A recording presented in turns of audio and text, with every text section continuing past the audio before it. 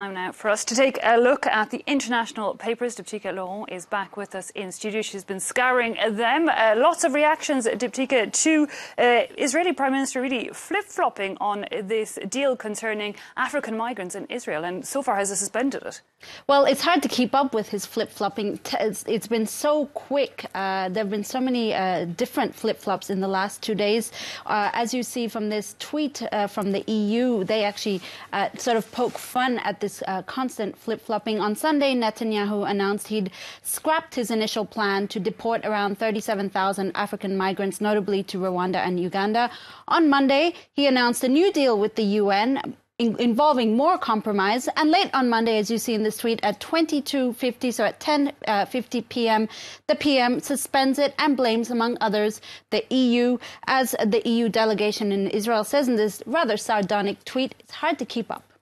Any ideas coming through in the articles as to the reasons behind this turnaround? Well, we're looking at Ynet, a paper that's generally quite critical of Netanyahu. They say facing backlash, he reneges backlash really coming from his conservative voter base. We know that Netanyahu has been under pressure from various corruption scandals in the country in the past weeks and months, and he really needs to shore up that conservative base. This decision could be a direct consequence of that. The website The Atlantic calls it an incredible flip-flop. You mentioned that word as well. They call it a rare public display of weakness from the Israeli Prime Minister and a sign that he's feeling, quote, immense strain from the right-wing faction of his coalition. In this article, they remind us of just how his conservative base saw that deal with the African migrants. The education minister called it a, quote, dangerous message to anyone who succeeds in infiltrating Israel, that message being that they may be able to get residency.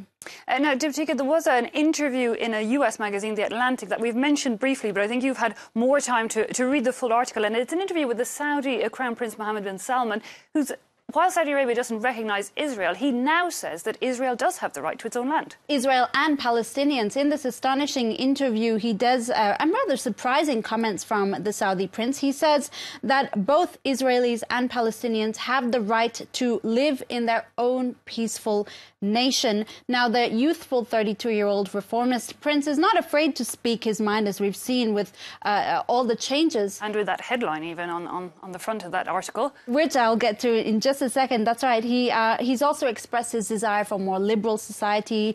Now, these comments were made during his epic 3-week charm offensive in the U.S., which, and as you can read all about the interview in The Atlantic, but on that title there, on Iran, he says, I quote, I believe the Iranian Supreme Leader Ayatollah Khamenei makes Hitler look good, adding that while Hitler wanted to conquer Europe, Iran wants to conquer the world. Okay, and let's move on quickly there, Diptyka, and take a look at the South African papers. A lot of reactions, I imagine, to the death of Winnie Mandela. The Herald, that's a South African daily there, they say tears and tributes for Mama Winnie, as she was affectionately known. And in fact, on the front page of the Financial Times here, they also evoke her as Mama Winnie, this mother figure of South Africa during the apartheid movement. The Sowetan, another daily, says the spear has fallen. They're going with a more victorious image of Winnie Mandela, the spear referring to the Spear of the Nation, which was a paramilitary wing of the ANC founded by Nelson Mandela during the anti-apartheid movement. Meanwhile, across in India, Diptyka, you've picked up on some articles about protests that have turned quite deadly. They've turned quite deadly and quite political, Eve. In fact, it's making the front pages of a lot of the Indian papers. Let's look at the Times of India. Deadly protests that have plunged the north into chaos, killing at least 9 people. Protesters from the Dalit class, which is commonly referred to as the untouchables in India, the lowest caste in the Hindu caste system. Protesters set fire to police posts. They also blocked railway tracks. At the crux of this violence is a Supreme Court ruling last month that essentially rejected immediate arrest of individuals who discriminated against the Dalits. So for the Dalits, they say, well, this removes protection for their class against discrimination. Indeed, they face a very tough time in India. In any case, as the Hindustan Times explains, it's much more complex. And as we're seeing, the Dalits, by their sheer force of numbers, are actually gaining strength and power in the country. Well, that's an interesting one. Meanwhile, back here in France, President Emmanuel Macron is facing the wrath of unions, of course, this Tuesday, but he's also facing the wrath of French language purists. Well, this great article is from our web team here at France 24. Now, Macron committed apparently the ultimate faux pas last week. He tweeted in French about artificial intelligence, but he used an English word.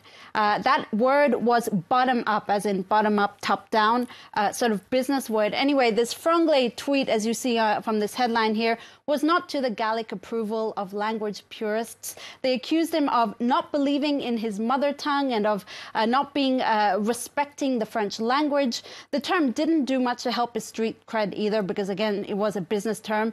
Hilariously, though, the English phrase did go over the heads of some French people. Some were worried that using the word bottom might be inappropriate for a head of state, while others confused it with bottoms up, a drinking game. Well, actually, I kind of thought of that, the bottoms-up drinking part. Laurent, with that wrap-up of the international papers, thanks indeed.